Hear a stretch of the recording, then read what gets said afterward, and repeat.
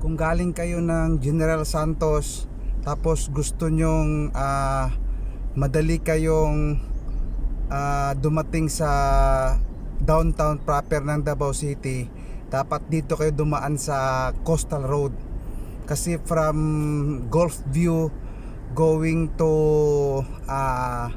Times Beach, doon sa may SM, 10 to 12 minutes lang dadating ka na sa SM.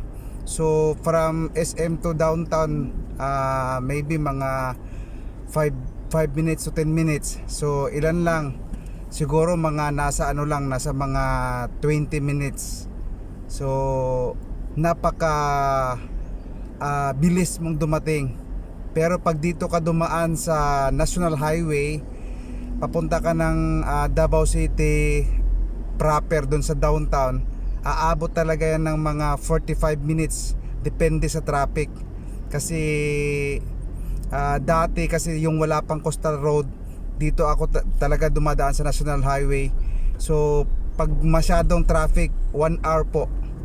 Pero pag hindi masyadong traffic, nasa mga 40 minutes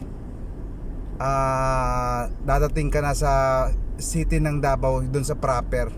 So ngayon, i-advise ko sa inyo sa mga travelers from General Santos City, dito kayo dadaan sa Coastal Road para mas madali kayong dumating sa downtown or doon sa SM kung gusto nyo pumunta ng SM.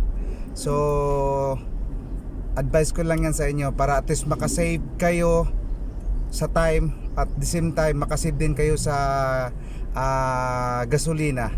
So thank you.